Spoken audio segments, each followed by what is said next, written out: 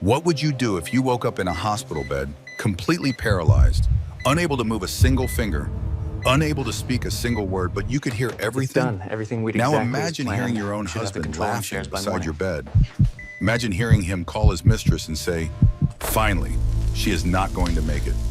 Imagine hearing them plan your funeral while your heart is still beating, while your mind is screaming, while tears are falling inside but your face cannot move. This is not a nightmare. This is not a movie. This is what happened to Carolyn Mitchell for 31 days. They wore black to her bedside, not to mourn her. Stop right there, Vanessa. To celebrate. Get away from that bed. They measured her jewelry. They Move along, discussed you're her under life arrest. insurance. They counted down the days finally until they got could what pull they the plug. deserved. But they made one fatal mistake. They forgot that some women do not die quietly. Some women rise. Some women come back with fire in their eyes and revenge in their hearts. What they did not know was that the helpless housewife they were mocking was actually a billionaire. She owned the company where her husband worked. She owned everything, and she heard every single word. This is the story of a woman who was buried alive by the people she loved, and how she clawed her way back from the grave to destroy them all. Stay until the end, because the final twist will leave you speechless. Value statement. This story will remind you that your darkest moment is not your ending. It is your beginning. Sometimes you have to lose everything to discover how powerful you truly are. Meaning of the story. The lesson is simple but life-changing. People reveal their true nature when they believe you are powerless. And when they celebrate your fall, they are building the stage for their own destruction. Never underestimate a woman who has nothing left to lose. She is not broken. She is becoming unbreakable. The day I died was the happiest day of my husband's life. I know that sounds dramatic. I know it sounds like something out of a movie, the kind of opening line designed to hook you in and make you keep listening. But I promise you, every single word of what I am about to tell you is absolutely true. I lived it, I survived it, and now I am going to share my story with you. Because somewhere out there, someone is going through exactly what I went through. Someone is lying awake at night wondering if they are crazy. Someone is questioning their own reality because the person who is supposed to love them keeps telling them they are the problem. Someone needs to hear this story and know that they are not alone. My name is Caroline Mitchell. My friends used to call me Carrie, back when I still had friends. Back before my husband slowly, carefully, deliberately cut every single one of them out of my life like a surgeon removing healthy tissue. I was 38 years old when my body finally gave up on me. 38 years old, married for 10 years, and I had been running on empty for so long that I forgot what full felt like. I forgot what it was like to sleep through the night. I forgot what it was like to eat a meal without someone criticizing every bite. I forgot what it was like to look in the mirror and see something other than exhaustion staring back at me. That morning started like every other morning of the past decade. My alarm went off at 4:45 in the morning. Not 5, not 5:30, 4:45, because Derek needed his breakfast on the table by 6:15, and God forbid I was even 5 minutes late. The house was dark and silent when I slipped out of bed. Derek was still sleeping peacefully beside me, his breathing deep and even, completely unaware that I was already moving through the darkness like a ghost in my own home. I did not turn on the lights. I had learned to navigate our 5,000 square foot house in complete darkness because Derek was a light sleeper, and if I woke him up before his alarm went off, there would be consequences. Not physical consequences. Derek never hit me. He was too smart for that. But the silence that would follow, the cold shoulder that could last for days, the little comments about how inconsiderate I was, how I only ever thought about myself, how maybe if I tried a little harder, I would not be such a disappointment. Those consequences were worse than any bruise. I made my way down the stairs, counting each step in my head. 14 steps from our bedroom to the landing, 8 steps from the landing to the foyer, 32 steps from the foyer to the kitchen. I had counted them so many times that I could walk the route with my eyes closed. And some mornings, when the exhaustion was so heavy that I could barely keep my eyes open, that is exactly what I did. The kitchen was my domain and it was also my prison. I spent more hours in that kitchen than anywhere else in the house, cooking meals that were never quite good enough, cleaning surfaces that were never quite clean enough, preparing snacks and lunches and dinners So that Derek would pick mean. at and criticize before pushing away. But I kept trying. I kept believing that if I just worked a little harder, tried a little more, he would We're finally over see a how much I dollar loved short him. in these He would finally appreciate everything I meals, did. and I'm That like, morning, I was making I'm his getting favorite in on breakfast. this. Steel-cut oatmeal with fresh berries, 2 eggs over medium with the yolks still runny but not too runny, whole wheat toast with exactly 1 tablespoon of butter, and fresh squeezed orange juice. I had made this exact breakfast What hundreds of did y'all times. have for I could make Christmas it in my dinner? sleep. And honestly, What some was the mornings I think I main did. course? I was standing at the stove, stirring the oatmeal with one hand and checking my phone with the other, when the room started to spin. At first, I thought I was just dizzy from standing up too fast. I had been having dizzy spells for months, little moments where the world tilted sideways and I had to grab onto something to keep from falling. Dr. Chen had told me it was probably low blood pressure, that I needed to eat more and rest more and take better care of myself. But how was I supposed to rest when there was always something that needed to be done? How was I supposed to eat when the sound of my own chewing irritated Derek? The dizziness got worse. My vision started going white around the edges, like someone was slowly turning down the brightness on a television screen. I tried to set down the wooden spoon, but my fingers would not cooperate. It clattered against the pot and fell to the floor. I remember thinking that I needed to pick it up, that Derek would be angry if he saw a dirty spoon on his clean kitchen floor, that I needed to keep stirring the oatmeal or it would burn and he would complain. And then my legs stopped working. I hit the kitchen floor so hard that I cracked 2 of the Italian marble tiles that Derek had insisted on importing from Tuscany. I remember lying there, my cheek pressed against the cold stone, staring at the pattern of gray and white veins running through the marble. I remember thinking how strange it was that I had mopped this floor yesterday, that I could see a tiny smudge near the baseboard that I had missed, that Derek would notice it and add it to his list of my failures. I tried to get up. I told my arms to push, told my legs to move, told my body to obey me, but nothing happened. I was trapped inside myself, conscious but completely paralyzed. My chest was so tight that I could barely breathe. Each inhale felt like trying to suck air through a coffee stirrer. My heart was beating so fast and so hard that I could feel it pounding in my temples, in my throat, and my fingertips. I do not know how long I lay there. Minutes, maybe. It felt like hours. The oatmeal burned on the stove. The smell of scorched oats filled the kitchen, acrid and sharp. The smoke detector started beeping, that high-pitched shriek that always made Derek furious. And still I could not move. Derek found me at 6:30 when he finally came downstairs looking for his coffee. I heard his footsteps on the stairs, heard him pause in the doorway of the kitchen, heard him sigh with the kind of exasperation that had become the soundtrack of my life. "Carrie, what the hell happened in here?" His voice was annoyed, not concerned. He was looking at the burned oatmeal, the dropped spoon, the smoke still hanging in the air. It took him several seconds to even notice me lying on the floor. And then he said something that I will never forget. "Oh, for God's sake," he muttered. "Not this again. Not this again." Like finding your wife unconscious on the kitchen floor was an inconvenience. Like I had done this on purpose just to ruin his morning. He walked over to me slowly in no particular hurry. He knelt down beside me and pressed 2 fingers against my neck, checking for a pulse. His fingers were cold. His touch was clinical, detached, like a doctor examining a patient he did not particularly care about. "She is alive," he said to himself. Then he pulled out his phone. But he did not call 911, not yet. First, he made a different call. I heard him tap the screen. I heard the phone ring once, twice, 3 times. I heard a woman's voice answer, sleepy and confused. "Vanessa," Derek said quietly. "Something happened. Carrie collapsed. I'm going to have to call an ambulance. Do not come to the house today, understand? Stay away until I tell you it is safe. Vanessa." The name meant nothing to me at the time. I had never heard it before. But I would come to know that name very well. I would come to hate that name with every fiber of my being. Derek hung up the phone. Then and only then did he dial 911. "Yes, I need an ambulance," he said, and suddenly his voice was different. Suddenly he sounded panicked, worried, like a loving husband terrified for his wife's life. My wife collapsed. She is unconscious. I do not know what happened. Please hurry. The performance was flawless.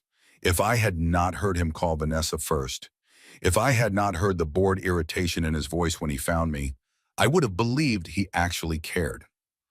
That is the thing about living with a narcissist. They become such skilled actors that you start to question your own perception of reality.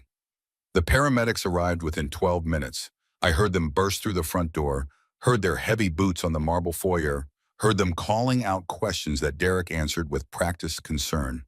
They lifted me onto a stretcher and loaded me into the ambulance. The last thing I remember before losing consciousness completely was the sound of Derek's voice, telling the paramedics that he would follow in his car, that he would meet them at the hospital, that he would be there for his wife. I woke up 2 weeks later in a hospital bed with no memory of anything that had happened in between. But that is not entirely accurate. I did not wake up. My body did not wake up. My eyes did not open. My fingers did not move. But somewhere deep inside the darkness, my mind clicked back on like a light switch being flipped. And I heard everything. They wore black to my bedside, not to mourn me, to celebrate. The first thing I became aware of was the beeping, a steady, rhythmic sound that seemed to pulse through my entire body. Beep, beep, beep, a heart monitor, I realized eventually. My heart still beating, still fighting, even when the rest of me had given up. The second thing I became aware of was the breathing tube. I could feel it in my throat, a foreign object that my body wanted desperately to reject. But I could not cough. I could not gag. I could not do anything except lie there and let the machine breathe for me. The third thing I became aware of was the voices. Dr. Reeves had just finished explaining my condition to Derek. I had missed most of it, fading in and out of consciousness like a radio station with bad reception. But I caught the end. After 30 days, Dr. Reeves was saying, his voice gentle but firm, if there is no significant improvement, the family will need to make some difficult decisions about how to proceed. 30 days. The number echoed in my mind like a death sentence. 30 days until my husband could decide to end my life. I understand, Derek replied. His voice was heavy with what sounded like grief. This is just so hard, doctor. Carrie and I have been married for 10 years. She is my whole world. The lie was so smooth, so convincing, that for a moment even I almost believed it. That is how good he was. 10 years of practice had turned him into a master manipulator. Dr. Reeves left the room. I heard the door close softly behind him. And then I heard Derek exhale, long and slow, like a man releasing a breath he had been holding for years. Finally, he whispered, and the word was filled with so much relief, so much joy, that it made my heart ache. Finally. He pulled out his phone. I heard him dialing. I heard the phone ring. It is me, he said. She is not going to make it. The doctors just confirmed it. 30 days, Max, and then I can pull the plug. A pause, a woman's voice on the other end, too quiet for me to make out the words. I know, Derek laughed softly. I know. It is like Christmas came early. Listen, can you come to the hospital? I need to see you. I need to celebrate. Celebrate. He wanted to celebrate my death. While I lay in a hospital bed, unable to move or speak, my husband was calling his mistress to throw a party. I wanted to scream. I wanted to sit up and grab him by the throat and demand to know how he could do this to me. I had given him everything. I had sacrificed everything. I had loved him with every ounce of my being, and this was how he repaid me. But I could not scream. I could not move. I could not do anything except lie there and listen as my world fell apart. 2 hours later, Vanessa Cole walked into my hospital room for the first time. I knew the moment she arrived because I smelled her perfume before I heard her voice. It was something expensive and floral, the kind of scent that lingered in the air long after the person wearing it had left the room. I hated it immediately. Oh, Derek, Vanessa breathed. Look at her. She looks so peaceful. She does, doesn't she? Derek replied, almost like she knows it is over. They were standing beside my bed now. I could feel them looking down at me, studying my face like scientists examining a specimen. Every instinct in my body screamed at me to open my eyes, to confront them, to fight. But my body refused to obey. I have been waiting for this for 3 years, Vanessa said softly. 3 years of sneaking around, hiding in hotels, pretending that we barely knew each other at company events. And now, finally, we can be together. 3 years. My husband had been cheating on me for 3 years. While I was cooking his meals and cleaning his house and working myself to exhaustion trying to be the perfect wife, he was spending his nights with another woman. And I had never suspected a thing. You know what the funny thing is? Derek said. He sat down in the chair beside my bed, getting comfortable. She actually thought I loved her. All those years, all that effort, and she never once figured out that I was just waiting for the right moment to get rid of her. Why did you marry her in the first place? Vanessa asked. I thought she had money. Derek laughed bitterly. Her last name was Hartwell. The Hartwells are one of the wealthiest families in Texas. I figured she had to be connected to them somehow. Turns out it was just a coincidence. Her family was dirt poor. By the time I realized my mistake, we were already married, and it was too late to back out without looking like a gold digger myself. So you stayed. So I stayed. Derek sighed. I figured I would give it a few years, then divorce her and move on. But then I discovered that she actually had a decent life insurance policy. $300,000. Not a fortune, but nothing to sneeze at either. And I thought, why settle for a messy divorce when I could have a clean payout instead? I felt like I had been punched in the stomach. $300,000. That was what my life was worth to my husband. That was the price of 10 years of devotion, 10 years of sacrifice, 10 years of slowly erasing myself to make room for his ego. The door opened again. I heard footsteps, slower and more deliberate than before. And then I heard a voice that made my blood freeze in my veins. So the little housewife finally broke down, Margaret Mitchell said. My mother-in-law had arrived. About time. Mother, Derek stood up. Thank you for coming. As if I would miss this, Margaret replied. She walked closer to my bed. I could feel her presence, cold and disapproving, looming over me like a shadow. I warned you about her from the beginning, Derek. I told you she was not good enough for the Mitchell name. A woman with no family, no connections, no breeding. But you insisted on marrying her anyway. I know, Mother. I made a mistake. Yes, you did. Margaret clicked her tongue. But at least now you can fix it. Once she is gone, you can marry someone appropriate. Someone who will bring value to this family instead of dragging it down. Actually, Mrs. Mitchell, Vanessa spoke up, Derek and I have been seeing each other for some time now. We were hoping that once everything is settled, we could make it official. There was a pause. I waited for Margaret to object, to express shock, to defend her daughter-in-law even just a little bit. Instead, she laughed. I know, dear, Margaret said warmly. Why do you think I introduced you to him in the first place? My heart stopped. Not literally, not yet, but it felt like it. Margaret had introduced them. My own mother-in-law had deliberately brought another woman into my marriage. She had orchestrated this entire thing. I found Vanessa at a charity event 3 years ago, Margaret continued. She told me about her previous relationships, about her unique talents for solving problems. And I thought to myself, this is exactly what Derek needs, a woman who knows how to get things done. I did not understand what she meant by unique talents at the time. I would find out soon enough, and when I did, it would change everything. For the next hour, the three of them sat beside my bed and planned my funeral. They discussed the venue, the flowers, the guest list. They argued about whether to have an open casket or closed. Margaret wanted open to show everyone how peaceful I looked. Derek wanted closed because he did not want to spend money on a fancy dress for a dead woman. Vanessa suggested cremation because it was cheaper and faster and they could scatter my ashes somewhere remote and forget I ever existed. They talked about me like I was already gone, like I was an inconvenience to be disposed of, a problem to be solved. Not once did any of them express sadness. Not once did any of them shed a tear. The only emotion in that room was relief. When visiting hours ended and they finally left, I lay in the darkness and let the truth wash over me. Everything I had believed about my life was a lie. My husband had never loved me. My mother-in-law had always hated me. And the woman who was about to take my place had been waiting in the wings for 3 years, patient as a spider, ready to catch me in her web. I should have felt devastated. I should have felt heartbroken.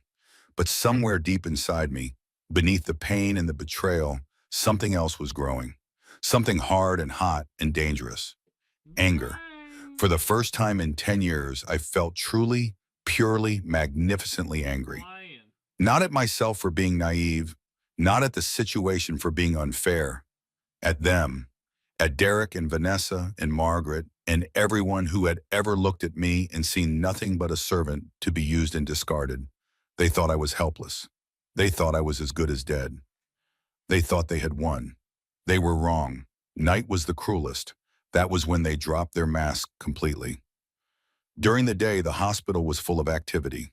Nurses came and went, checking my vitals, adjusting my medication, speaking to me in soft, encouraging voices, even though they did not think I could hear them. Doctors made their rounds, discussing my case in clinical terms that reduced my entire existence to numbers on a chart. And Derek played his part. The worried husband, sitting vigil by his wife's bedside, holding my limp hand and staring at my face with what he hoped looked like devotion. But at night, when the hallways grew quiet and the visitors went home, the truth came out. It was day 5 when Vanessa came to see me alone for the first time. I heard the door open around 11 in the evening, long after visiting hours had ended.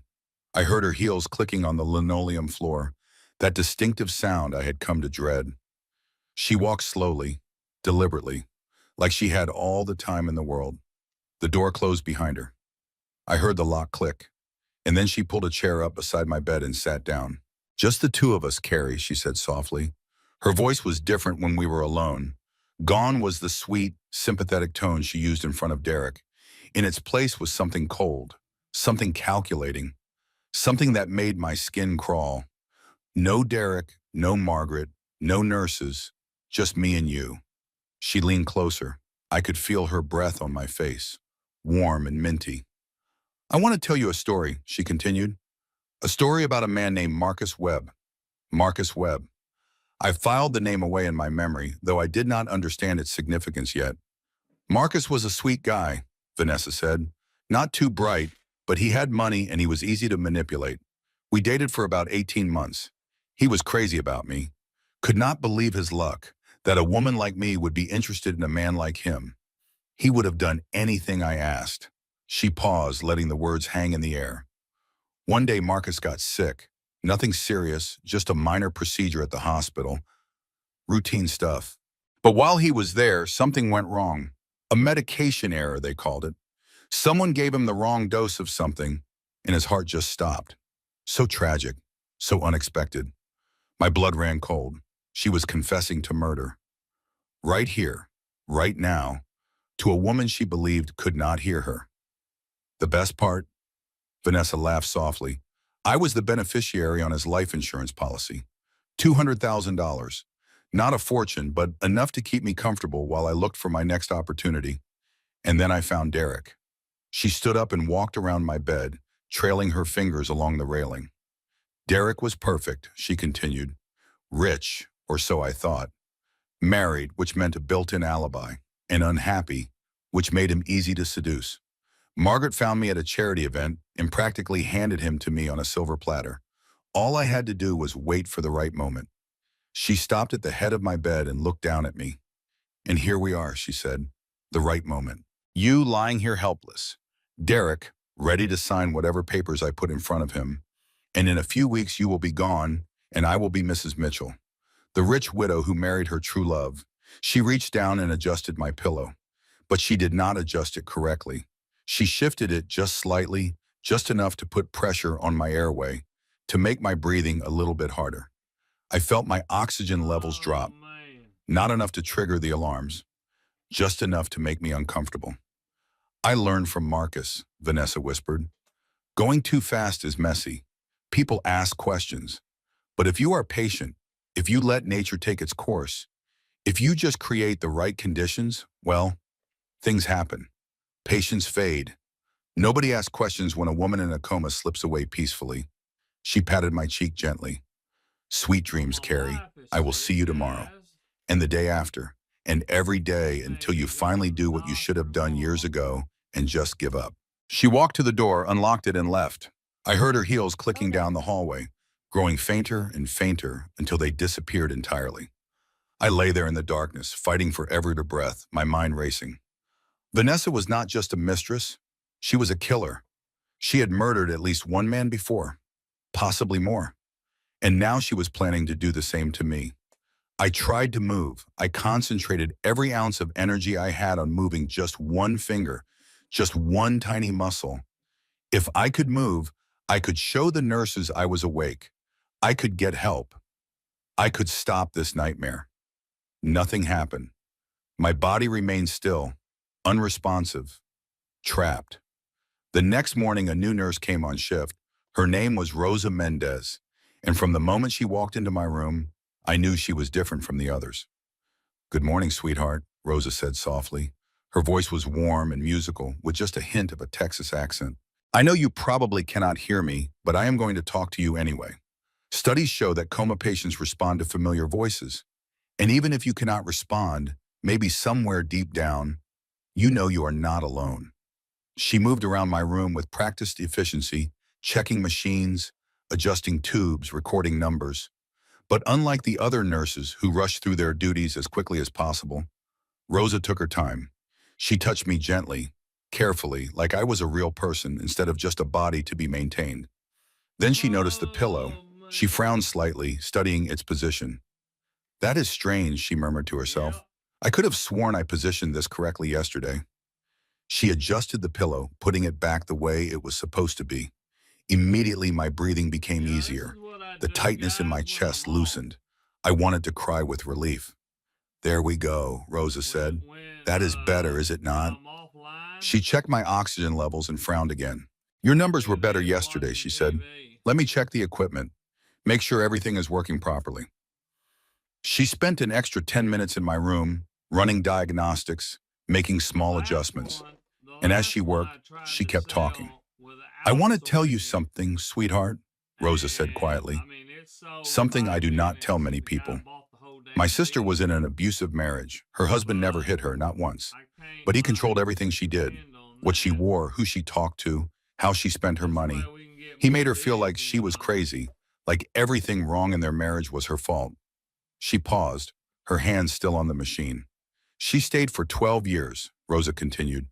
12 years of walking on eggshells, trying to be perfect, slowly disappearing into someone she did not recognize. And then one night he pushed her down the stairs, said she tripped. Maybe the police believed him, but I knew. I knew because I had seen the bruises she always tried to hide. I knew because I had heard the way he talked to her like she was nothing. I knew because I had watched my beautiful, vibrant sister become a ghost of herself. Her voice cracked slightly. "I lost her," Rosa said. "She died at the bottom of those stairs, alone and afraid, and he walked away free. He collected her life insurance money and moved to Florida with his new girlfriend, and there was nothing I could do. Nothing." She pulled up a chair and sat down beside my bed. "I see things, sweetheart," she continued. "I see things that other people miss. And I see the way your husband looks at you. He comes in here playing the part of the worried spouse, holding your hand for the nurses, asking This concerned fella questions still about got your whispering prognosis. across the room. But I have been doing this job for 22 years. I know the difference between a man who is scared of losing his wife and a man who is waiting for her to die." She leaned closer. "Your husband is waiting," she said softly.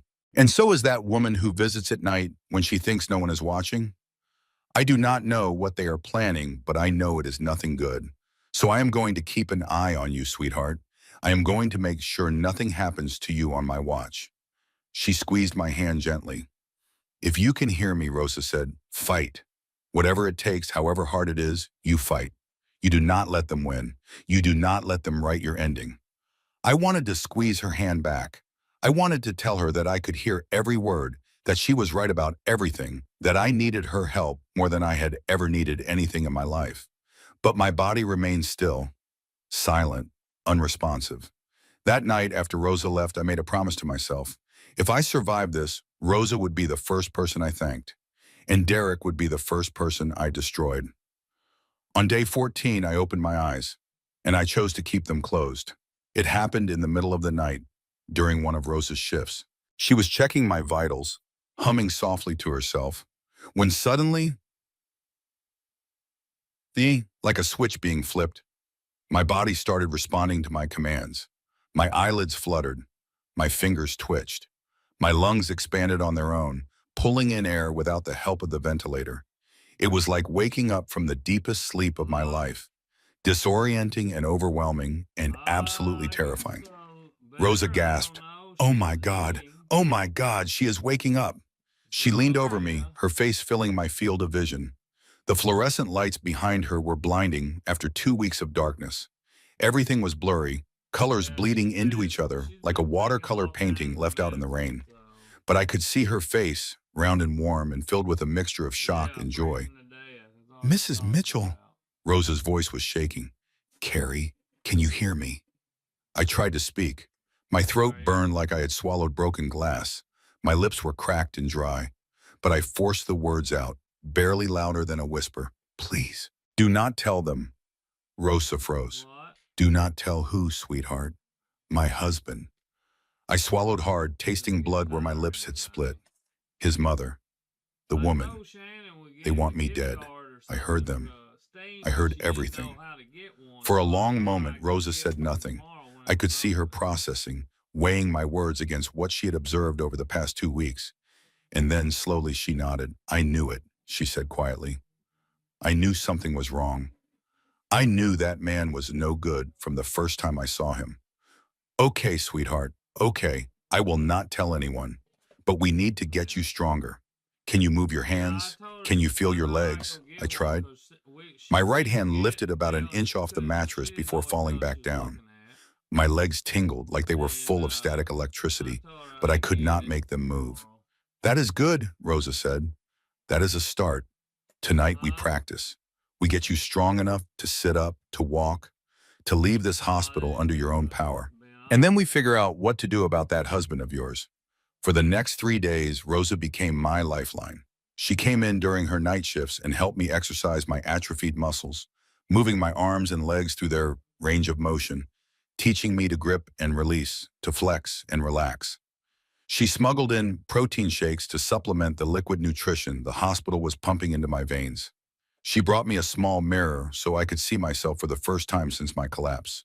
I barely recognized the woman staring back at me. My face was gaunt, my cheekbones sharp, my skin pale and papery.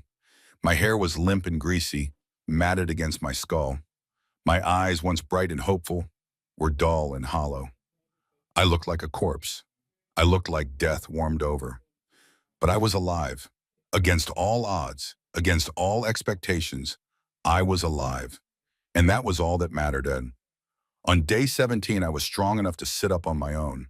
Rosa helped me into a semi-upright position and propped pillows behind my back.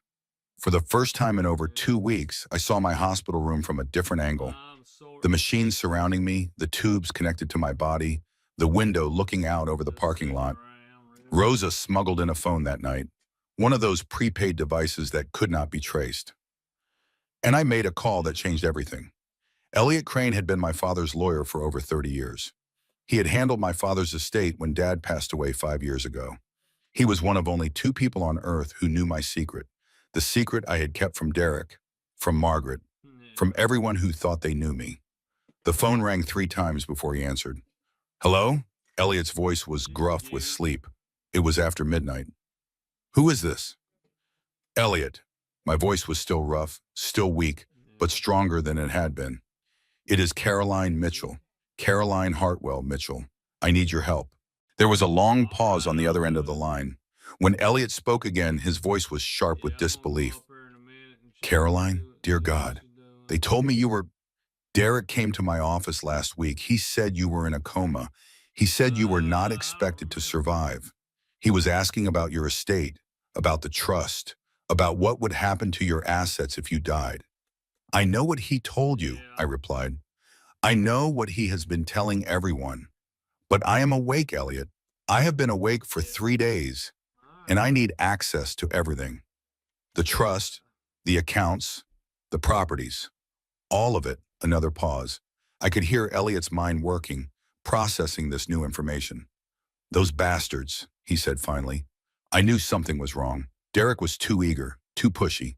He kept asking questions about the trust structure, about who the beneficiaries were, about how to access the funds. I told him everything was locked down, that he had no authority, but he would not let it go. He does not know, I said. He has never known.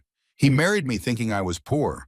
And now he is trying to kill you for your life insurance, Elliot finished, when really you are worth more than he could ever imagine. This was my secret, the secret I had guarded for 10 years, the secret that was about to become my weapon.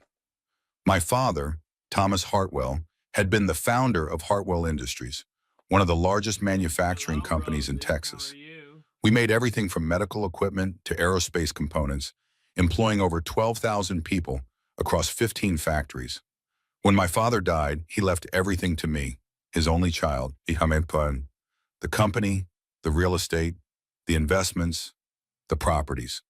All of it locked in a trust that kept my name off the public records. I was worth approximately $800 million, and my husband had no idea. I had hidden my wealth because I was tired of being seen as a dollar sign.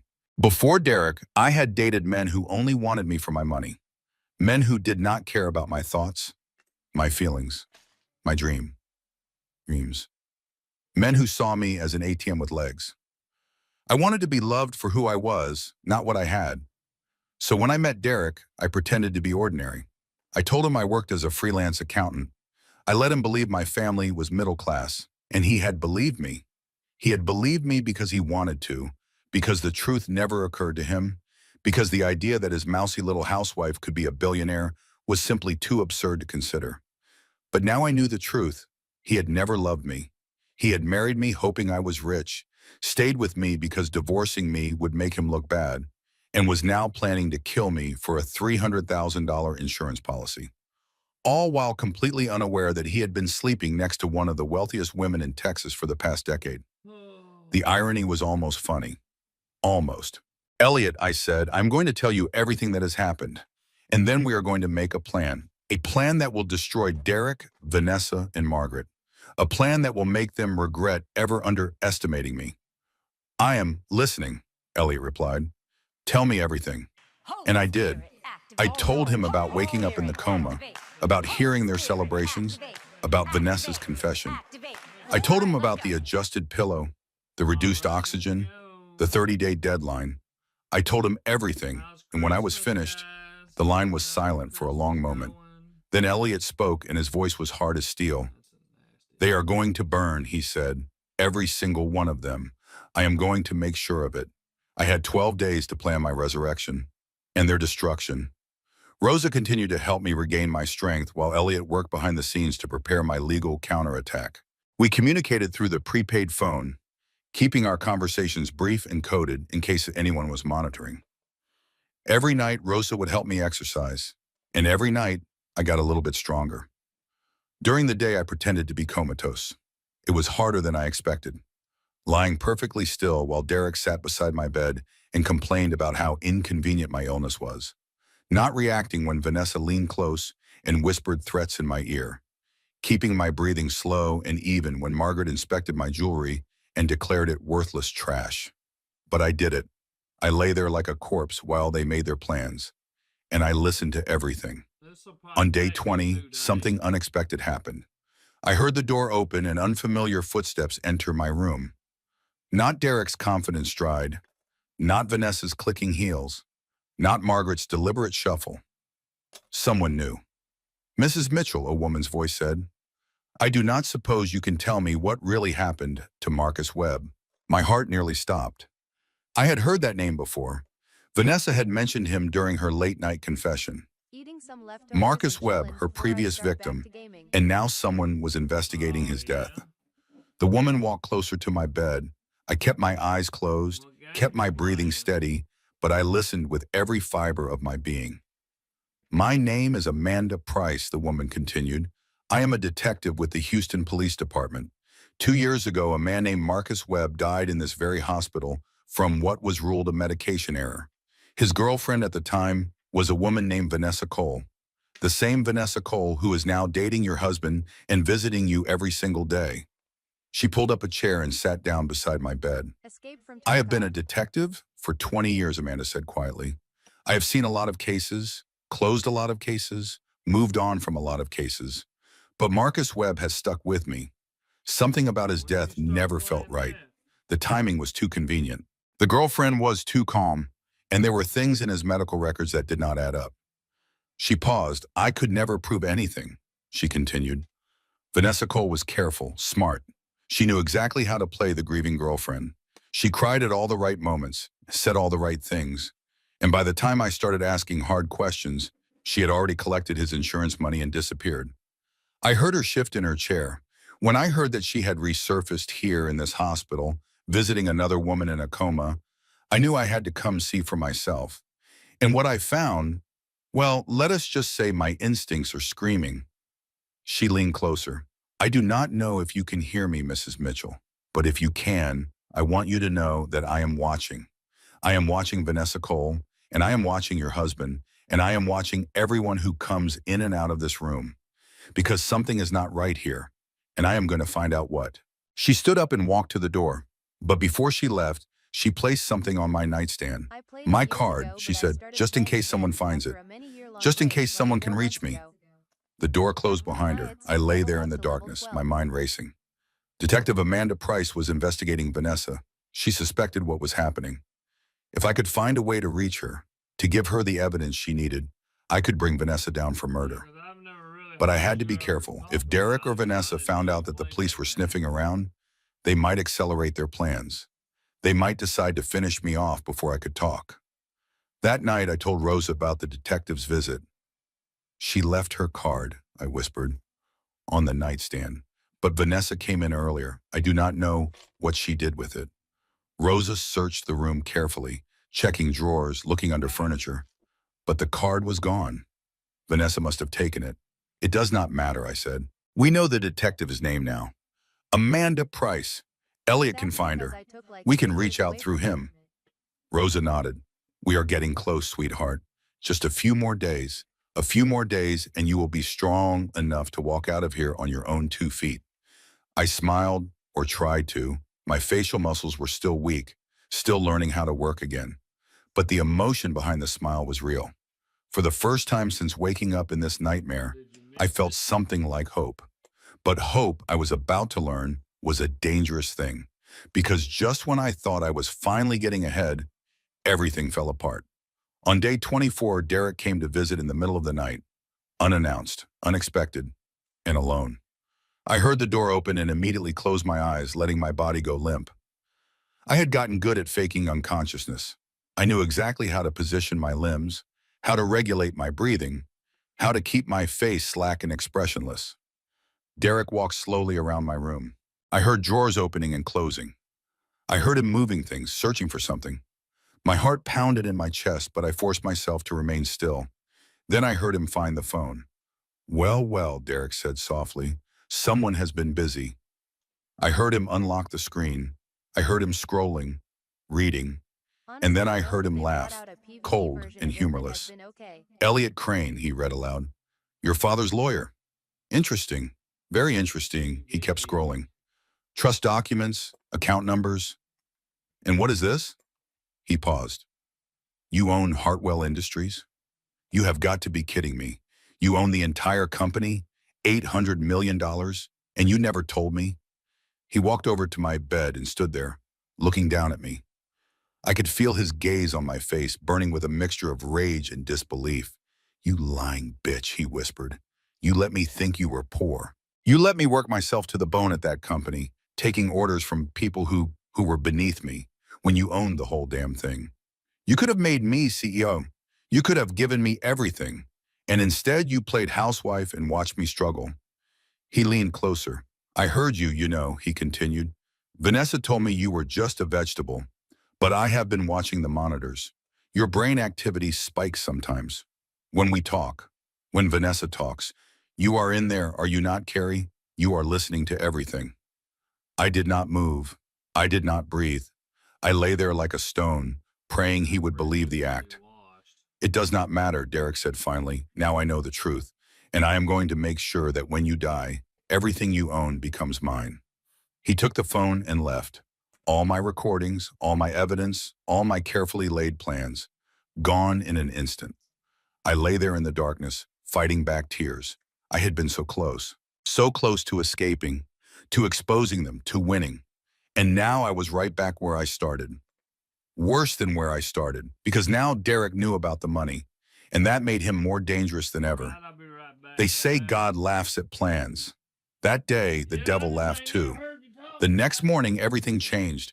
Derek My arrived at the son hospital plays that early, game. dressed in his best My suit, oldest boy. looking every inch the concerned husband. But there was something different about him now. A gleam in his eye, a smugness in his smile. He knew something I did not want him to know, and he was going to use it against me. He was not alone. Margaret was with him, wearing black as always, her face set in an expression of grim determination. And Vanessa was there too, hanging back slightly, playing the role of the supportive friend.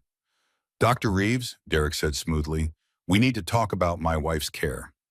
Dr. Reeves looked up from my chart, his expression neutral. Of course, Mr. Mitchell. What can I help you with? She seems restless lately, Derek replied. Agitated. I am worried that she is in pain. Is there anything you can do to make her more comfortable? Dr. Reeves frowned. Actually, her vitals have been improving. Her brain activity has increased significantly over the past week. I was going to recommend reducing her sedation to see if we could encourage more conscious responses. Derek shook his head. With all due respect, doctor, that is not what her family wants. We want her to be peaceful, comfortable, not struggling against machines. There was a long pause. I could feel the tension in the room, the unspoken battle of wills between Derek and Dr. Reeves. Mr. Mitchell, Dr. Reeves said carefully, I understand your concern, but as her physician, my job is to give her the best possible chance of recovery. Increasing sedation at this point would be counterproductive. Derek's smile did not waver. I appreciate your medical opinion, doctor. But as her husband and legal next of kin, I have the authority to make decisions about her care. And I am telling you that I want her sedated. Heavily. Dr. Reeves opened his mouth to argue, but Margaret cut him off. My son has power of attorney, she said coldly. We have been in contact with our lawyers. If you refuse to comply with the family's wishes, we will have you removed from this case and replaced with someone more cooperative. Dr. Reeves stared at them for a long moment. Then he looked at me, lying helpless in my bed, and I saw something flicker in his eyes. Suspicion, concern, maybe even fear. I will need to consult with the hospital administration, he said finally. This is a significant change in treatment plan. Do what you need to do, Derek replied, but I expect results by this afternoon. They left. Dr. Reeves stood beside my bed for a long moment, looking down at my face. Something is not right here, he murmured to himself. Something is very wrong. But he did not know the half of it, and by the time he figured it out, it would almost be too late. That afternoon, a nurse came in with a new IV bag. I recognized the medication from the label. Heavy sedatives, the kind that would push me back into the darkness, would silence my awakening mind, would make me as helpless as Derek wanted me to be. I tried to resist. I tried to move, to speak, to signal that I was awake. But my body was too weak, still recovering from 2 weeks of atrophy.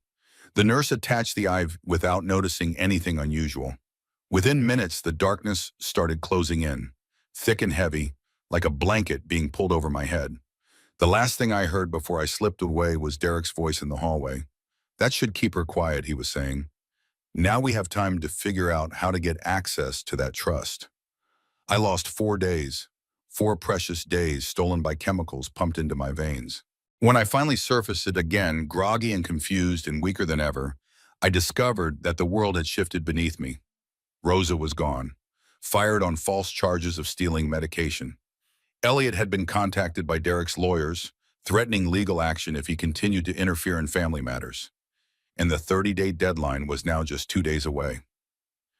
Detective Amanda Price had visited while I was unconscious, but she had been turned away at the door.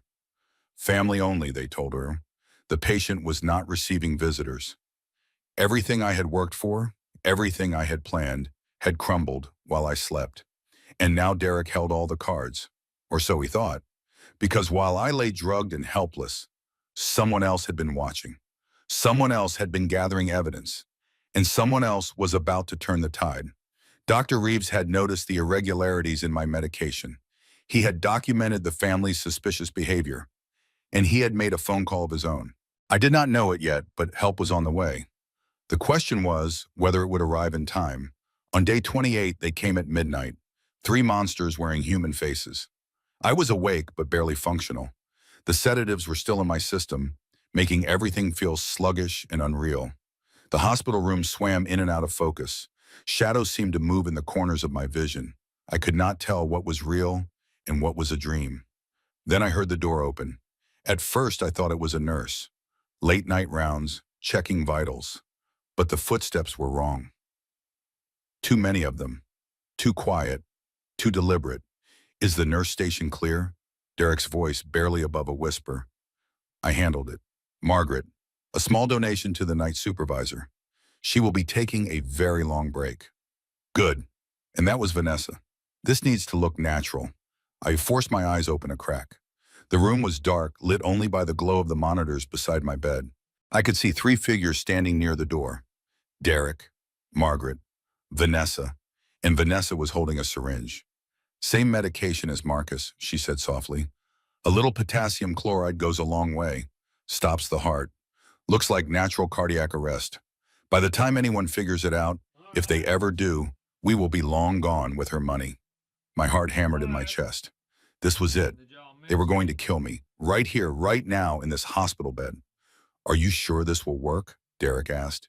He sounded nervous. Vanessa laughed quietly. I have done this before, remember? Trust me, I know exactly how much to use, exactly where to inject it. It will look like her body just gave out. Tragic, but not surprising. She walked toward my bed. I could see the syringe glinting in the light from the monitors. My mind screamed at my body to move, to fight, to do something. But the sedatives held me prisoner. Goodbye, Carrie, Vanessa whispered. Say hello to Marcus for me. She reached for my IV line, and then the door burst open. What exactly is going on here? Dr. Reeves stood in the doorway, his face illuminated by the light from the hallway. Behind him, I could see 2 security guards.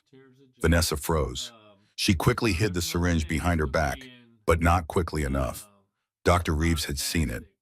Doctor, Derek said, his voice smooth as silk. We were just checking on Carrie. She seemed restless. At midnight, Dr. Reeves stepped into the room. With a syringe? Comfort care, Vanessa said quickly. Family authorized pain medication. Dr. Reeves shook his head. I did not authorize any additional medication, and I certainly did not authorize visitors at this hour. You need to leave, now. Derek stepped forward, his posture aggressive. Listen, doctor, I have power of attorney. I have the right to make decisions about my wife's care. You have the right to consult on her care, Dr. Reeves corrected. You do not have the right to inject unknown substances into her IV in the middle of the night. Security, please escort these people out of the building. The guards moved forward. For a moment, I thought Derek was going to resist. I could see the rage building in his face, the humiliation of being thrown out like a common criminal. Then Margaret touched his arm. Let us go, she said quietly. We will deal with this through proper channels. Derek nodded stiffly. This is not over, he said to Dr. Reeves. They left. The door closed behind them. Dr. Reeves stood there for a long moment, then walked over to where Vanessa had been standing. He bent down and picked something up from the floor. The syringe. She had dropped it when the door burst open. Dr. Reeves examined the label. His face went pale. Potassium chloride, he murmured. High concentration. This would have stopped your heart. He looked at me, and I saw the horror in his eyes. He finally understood what was happening. He finally understood what kind of people my family really were. Mrs. Mitchell, he said softly, I do not know if you can hear me, but I am going to protect you. I am going to make sure no one hurts you again. He picked up the phone beside my bed and dialed. This is Dr. Nathan Reeves at St. Joseph Medical Center, he said. I need to report an attempted homicide. The next 48 hours were the worst of my life, and that is saying something, considering what I had already been through. First, the investigation stalled. Derek hired the best lawyers in Houston, and they immediately went on the attack. They claimed Dr. Reeves was incompetent, that he had misread the situation, that the syringe contained nothing harmful. Without a formal analysis of the contents, which would take days, the police could not prove otherwise. Second, Derek used his lawyers to get Dr. Reeves removed from my case. They claimed he had developed an unhealthy attachment to his patient, that his judgment was compromised. The hospital, afraid of a lawsuit, complied. My protector was gone. Third, and worst of all, the 30-day deadline arrived. Derek walked into my hospital room on day 30 with a team of lawyers and a stack of papers. He was smiling that cold, satisfied smile I had come to hate. I have consulted with the family, he announced to the new doctor who had taken over my case, and we have decided to discontinue life support. The new doctor, a nervous young man named Dr. Patterson, shuffled the papers nervously. Mr. Mitchell, I understand this is a difficult decision, but I should mention that your wife's vitals have been improving. Her brain activity is actually quite strong. There is a real possibility that she could wake up. Derek's smile did not waver. Doctor, my wife has been in a coma for 30 days. She has shown no signs of conscious response. The family has discussed this at length, and we believe it is time to let her go peacefully. It is what she would have wanted. I screamed inside my head. It was not what I wanted. I wanted to live. I wanted to fight. I wanted to tear Derek's face off and show everyone the monster hiding behind that charming smile. But my body would not cooperate. The sedatives they had pumped into me had taken their toll. I was weaker than I had been in weeks, barely able to move my fingers, much less speak. Dr. Patterson looked at the papers Derek had handed him. These appear to be in order, he said reluctantly. Power of attorney, family consensus, DNR instructions. Excellent, Derek replied. How soon can we proceed? We will need to follow protocol, the doctor said. Discontinuing life support requires a formal process. We can begin this afternoon. This afternoon, in a few hours, my husband was going to kill me, legally, with the blessing of the hospital. I concentrated every ounce of energy I had on my right hand.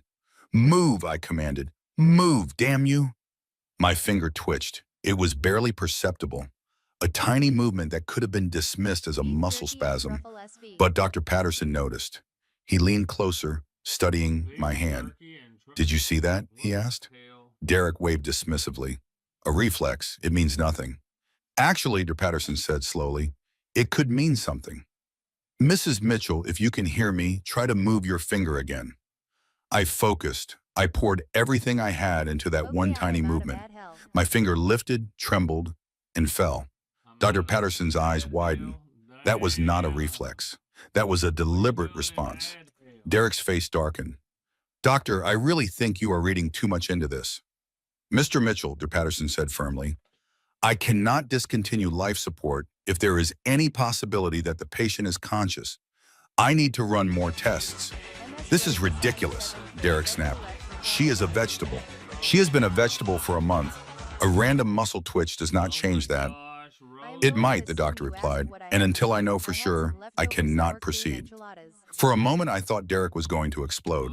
I could see the rage building in him, the frustration of being denied what he wanted so badly. But then he took a deep breath and forced himself to calm down. Fine, he said through gritted teeth, run your tests. But I expect this matter to be resolved by tomorrow. He stormed out of the room. Dr. Patterson watched him go, then turned back to me. Mrs. Mitchell, he said quietly, I do not know what is going on here, but something tells me you are trying very hard to communicate. If that is true, blink twice. I blinked. Once. Twice. Dr. Patterson let out a long breath. Okay, we need to get you help. Real help. He pulled out his phone and made a call, and within the hour, everything changed. On day 31, I rose from the dead, Dr. Patterson had called in a neurologist who ran a battery of tests and confirmed what I had been trying to tell everyone for weeks. I was conscious. I was aware. I was trapped inside my body, but I was very much alive. The news spread quickly. Dr. Reeves, who had been hovering on the edges of the hospital despite his removal from my case, rushed back to my room. Rosa, who had been staying at a hotel nearby waiting for news, came running. And Elliot Crane, who had been working behind the scenes to prepare for this moment, arrived with a team of lawyers. Derek was not so quick to return. When he finally showed up, he was accompanied by his own lawyers, his mother, and Vanessa. They walked into my room expecting to find a vegetable. Instead, they found me sitting up in bed, weak but alert, surrounded by people who knew exactly what they had done. Hello, husband, I said. My voice was rough, barely louder than a whisper, but strong enough. Did you miss me? The look on Derek's face was something I will treasure for the rest of my life. His jaw dropped, his face went pale, His carefully constructed mask of concern crumbled, revealing the panicked animal beneath. "That is impossible," he stammered. "You were in a coma. The doctor said you would never wake up." The doctors were wrong. I smiled, or tried to. I heard everything, Derek. Every single word, every celebration, every plan, every threat. Derek turned to his lawyers. "This changes nothing. She is clearly confused. The medication has affected her brain. We should proceed with the original plan." Actually, Elliot Crane stepped forward. "It changes everything. Your power of attorney was granted under false pretenses. My client was not in a persistent vegetative state. She was being deliberately sedated to prevent her from advocating for herself. I have medical records, witness testimony, and a very angry judge who has already signed an emergency order revoking your authority." Derek's lawyer whispered something in his ear. Derek shook his head angrily. "This is absurd," he said. "I am her husband. I have rights." "You have the right to remain silent," a new voice said from the doorway. Detective Amanda Price stepped into the room, followed by two uniformed officers. "Derek Mitchell, you are under arrest for attempted murder, conspiracy to commit murder, and fraud." "Attempted murder?" Derek laughed, but it was a hollow sound. "I never tried to kill anyone. I love my wife." "Really?" Detective Price pulled out a plastic evidence bag containing the syringe Vanessa had dropped. "Because we found potassium chloride in this syringe, the same medication that killed Marcus Webb 2 years ago. The same medication that would have stopped your wife's heart if Dr. Reeves had not interrupted your little midnight visit." Derek's face went gray. "That was not me. That was Vanessa. She is the one who—" He stopped, realizing what he had just said. Vanessa, standing behind him, went very still. "What did you just say?" she asked, her voice dangerously quiet. Derek backpedaled. "I meant that I did not know what was in the syringe. I thought it was." "You thought it was what exactly?" Detective Price asked. "Pain medication? Sedatives? Please, tell me what you thought your mistress was injecting into your wife's IV in the middle of the night." Derek opened his mouth, but no words came out. For the first time in our entire marriage, I saw him truly speechless.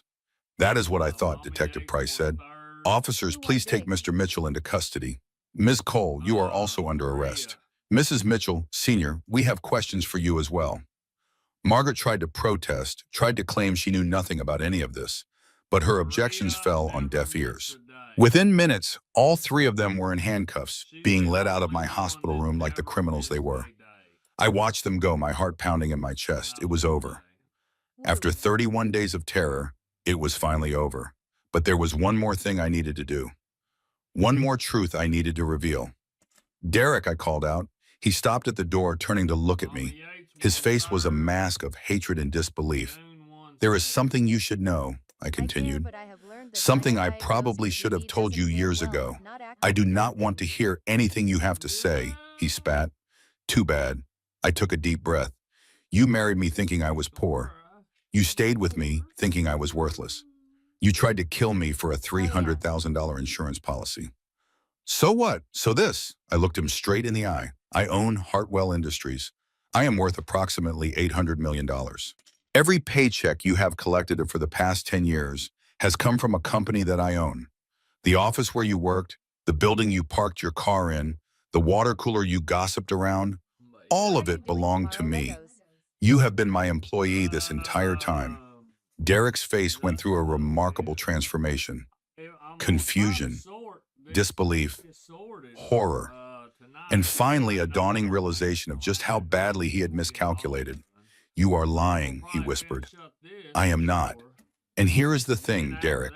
Even if you somehow manage to beat these charges, even if you walk out of prison someday, you will never work in this city again. I will make sure of it. Every door you knock on will close in your face. Every opportunity you reach for will disappear. You wanted my money so badly that you were willing to kill for it. Now you will spend the rest of your life knowing exactly how much you lost." The officers pulled him away. He was still screaming when they dragged him into the elevator. I hope his voice gave out before they reached the ground floor. They wanted war. I gave them annihilation. The next 6 months were a whirlwind of legal proceedings, media attention, and personal recovery. My story made headlines across the country. I have to warn. Woman wakes from coma, exposes murder plot. Billionaire heiress survives assassination attempt. Husband and mistress arrested after bedside confession. The details that emerged during the investigation were even more damning than I had imagined. Vanessa Cole was not just a gold digger who had targeted my husband. She was a serial killer who had been operating for over a decade. Detective Price's team uncovered 4 previous victims, all men who had died under suspicious circumstances while dating Vanessa. Thomas Keller, a real estate developer who died from a fall down the stairs. Richard Davis, a retired banker who suffered a fatal medication interaction. Paul Montgomery, a construction company owner who drowned in his own swimming pool. And Marcus Webb, the man whose death had first raised Detective Price's suspicions. In each case, Vanessa had been the sole beneficiary of her boyfriend's life insurance policy. In each case, she had collected her payout and moved on to her next victim. She had been doing this for years, perfecting her technique, learning from her mistakes. And Margaret Mitchell had known about all of it. The investigation revealed that Margaret had found Vanessa through a private investigator she had hired to look into my background. The investigator had stumbled across Vanessa while looking into something else entirely and had recognized an opportunity. Margaret had been trying to get rid of me for years. She had been introducing Derek to potential replacements since the first year of our marriage, but none of them had stuck. Until Vanessa. Margaret had met Vanessa at a charity event and recognized immediately what she was dealing with. A beautiful, intelligent woman with no conscience and a proven track record of making problems disappear. She had introduced Vanessa to Derek, knowing full well what would happen. She had practically gift-wrapped her own daughter-in-law for a serial killer. When confronted with the evidence, Margaret broke. She confessed everything, trying to shift as much blame as possible onto Vanessa and Derek. But it was too late. The conspiracy was too clear, the evidence too damning. The trials were brief and devastating. Vanessa Cole was convicted of 4 counts of first-degree murder and 1 count of attempted murder. She was sentenced to life in prison without the possibility of parole. The last time I saw her, she was being led out of the courtroom in chains, her beautiful face twisted with rage. Margaret Mitchell was convicted of conspiracy to commit murder and fraud. She received a 25-year sentence. She died in prison 6 months later, alone in her cell. The official cause of death was a heart attack. I cannot say I grieved. And Derek, my husband of 10 years, the man I had loved, trusted, and believed in, despite everything. He was convicted of attempted murder, conspiracy to commit murder, and embezzlement. The investigation had uncovered years of financial crimes, money he had stolen from Hartwell Industries to cover his gambling debts. He was sentenced to 15 years in federal prison. Last I heard, he owes money to some very dangerous people, the kind of people whose debts follow you even behind bars. I do not expect him to survive his sentence. As for me, I rebuilt. It was not easy. There were days when I wanted to give up, when the weight of everything felt too heavy to carry. But every time I faltered, I remembered what I had survived. I remembered lying in that hospital bed, unable to move, listening to the people I loved plan my murder. And I remembered rising anyway. 1 year after my release from the hospital, I stood on the balcony of my new penthouse apartment, watching the Houston skyline glitter in the night. Hartwell Industries was thriving. Revenue was up 40%. We had expanded into 3 new markets and created over 2,000 jobs. I had been featured in Forbes, not as a victim, but as a survivor, as a leader, as a woman who had risen from the ashes of her own funeral to become something stronger than she had ever been before. Rosa was still with me. She had become more than an employee, more than a friend. She was family, the sister I had never had. Detective Amanda Price had been promoted to chief of detectives. She and I met for coffee once a month, 2 women who had seen the darkest parts of humanity and had chosen to fight back instead of look away. Dr. Reeves had recovered fully from the injuries Derek had inflicted on him that night in my hospital room. I funded a new wing of St. Joseph Medical Center in his honor, a place where victims of domestic abuse could receive treatment without judgment, without fear, without being turned away because they did not have insurance or their abusers had threatened them into silence. And Elliot Crane, my father's oldest friend, had become my most trusted advisor. He helped me restructure my business, protected me from the legal fallout of my husband's crimes, and never once made me feel weak for needing help. Okay, just One let me afternoon, go. about 18 months after everything ended, I visited my father's grave. It was a quiet cemetery on the I outskirts hope of everything Houston, is okay with shaded you. by old oak trees and bordered by a small pond where ducks swam in lazy circles. I knelt beside his headstone and placed a bouquet of white roses on the grass. "You always said I was stronger than I knew, Dad," I said softly. "You always said I would find my way, even when I could not see the path. I did not believe you when you were alive. I thought I was weak. I thought I needed someone else to complete me." I traced my fingers over his name, carved in granite. "But you were right," I continued. "I found my strength. It just took dying to figure it out." I stayed there for a long time, talking to him, telling him everything that had happened. About Derek's betrayal, about Vanessa's confession, about Margaret's scheming, about lying in that hospital bed, listening to them celebrate my death, feeling more alone than I had ever felt in my life. And then I told him about rising, about refusing to give up, about finding allies in unexpected places and fighting back when everyone expected me to fade away. "They thought they had won," I said. "They thought they had finally gotten rid of me. But they underestimated me, Dad, just like everyone always does." I stood up and brushed the grass off my knees. The sun was setting, painting the sky in shades of orange and pink. A cool breeze rustled the leaves of the oak trees, carrying the scent of autumn. "I am not angry anymore," I said quietly. "I was for a long time. I hated them with everything I had. But hate is exhausting. Hate takes up space in your heart that could be filled with better things. So I let it go. I let them go. And I moved on. I took one last look at my father's headstone, then turned and walked back toward my car. There was someone waiting for me there, a man I had met 3 months earlier at a charity event, who had seen me not as a victim, not as a billionaire, not as a headline, but simply as a woman worth knowing. His name was James Carter. He was a pediatric surgeon at Texas Children's Hospital, a man who spent his days saving young lives and his evenings asking about mine. He had no interest in my money. He had made that clear from the beginning. He just wanted to know me, the real me. I did not know where our relationship would go. I did not know if I was ready to trust again, to love again, to open myself up to the possibility of being hurt again. But I was willing to try. I was willing to take a chance on something that scared me, because that is what survivors do. We keep going, we keep fighting, we keep believing that tomorrow can be better than today. People reveal their true nature when they believe you are powerless. And when they celebrate your fall, they prepare the stage for their own destruction. I was married to a monster for 10 years. I spent 31 days trapped in my own body, listening to people I loved wish me dead. And I rose.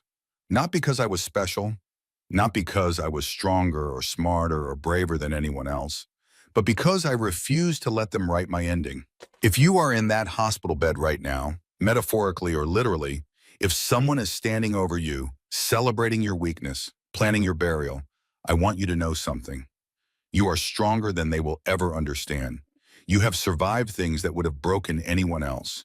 And when you finally rise, when you finally open your eyes and take back your power, you are going to make them regret every single moment they underestimated you. This is not the end of my story. This is just the beginning. Because the woman they tried to bury did not come back for revenge. She came back for the truth. And the truth is this: my name is Caroline Mitchell. I survived, and I am just getting started. If you know someone who needs to hear this story today, someone who is going through a difficult time, someone who feels trapped or invisible or underestimated, please share this video with them. Your share might be the message they need to keep fighting. Drop a comment below and tell me where you are watching from. I read every single comment, and I love connecting with this amazing community. And if you have not already, hit that subscribe button and turn on notifications so you never miss another powerful story. New videos drop every week, and trust me, you do not want to miss what is coming next. You would love it. Now let us begin.